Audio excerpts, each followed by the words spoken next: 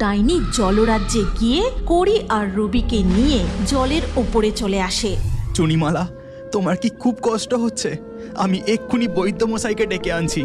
আমার মনে হয় আমি আর বাঁচবো না হীরক কুমার। তুমি মেয়েদের খেয়াল রেখো। আমি ওদের নামও ঠিক করে রেখেছি, কড়ি আর রুবি। আর আমার জাদুমুক্ত তুমি তোমার প্রয়োজনে ব্যবহার করো। চুনিমালা, কি হলো তোমার? কথা বলো, কথা বলো। তুমি আমাদের তুমি অসহায় করে এইভাবে চলে গেলে চুনিমালা। চুনিমালা মারা যাওয়ার পরের দিন দুই মেয়ে খুব কাঁদতে থাকে। হীরক কুমার কিছুতেই তাদের কান্না থামাতে পারে না। এমন সময় হীরক কুমারের মা সেখানে আসে। দেখ বাবা, তুই একা এইভাবে বাচ্চা দুটোকে সামলাতে পারবি না। আমি বলি কি, তুই আবার একটা বিয়ে কর। এ কি বলছো মা? কে এমন আছে যে আমার এই দুই বাচ্চার দায়িত্ব নিতে রাজি হবে? ও নিয়ে তুই চিন্তা করিস না।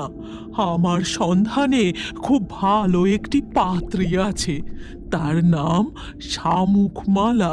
ঠিক আছে মা, তুমি যা ভালো বোঝো তাই করো। এর কিছুদিন পর একটি শুভ মুহূর্ত দেখে হীরক কুমারের মা শামুকমালার সাথে তার বিয়ে দেন।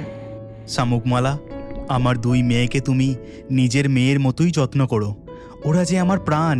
তুমি কিচ্ছু চিন্তা করো না, আমি ওদের খুব ভালোবাসবো আর সব সময় খেয়াল রাখবো। আচ্ছা ঠিক আছে, আমি এখন খাবার আনতে যাচ্ছি, তুমি ওদের ওপর নজর রেখো। এই কথা বলে হীরক কুমার বাচ্চাদের জন্য খাবার আনতে চলে যায়।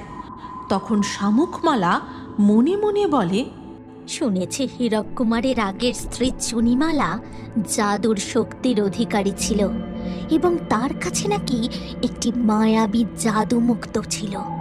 সে মারা যাবার পর নিশ্চয়ই সেটা হীরক কুমারের কাছেই আছে। ছলে বলে কৌশলে আমাকে ওই মুক্ত হাতাতেই হবে। কিছুক্ষণ পরেই হীরক কুমার খাবার নিয়ে ফিরে আসতেই শামুকমালা তাকে বলে, আচ্ছা হীরক কুমার, শুনেছি চুনিমালার কাছে একটি মায়াবী জাদুমুক্ত ছিল, সেটা কি এখন তোমার কাছেই আছে? হ্যাঁ, আমার কাছেই আছে। আমি ওটা খুব যত্ন করে রেখে দিয়েছি। ওটা তো একটা মায়াবী মুক্ত। ওই মুক্ত দিয়ে আমি যা চাইবো তাই পাবো। আচ্ছা, মুক্তটা কি আমায় দেবে হীরক কুমার?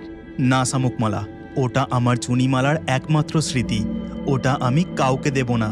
আচ্ছা শোনো শামুকমালা, আমি জরুরি দরকারে কয়েকদিনের জন্য পাশের রাজ্যে যাচ্ছি। কিছুদিন পর ফিরবো। তুমি রুবি ও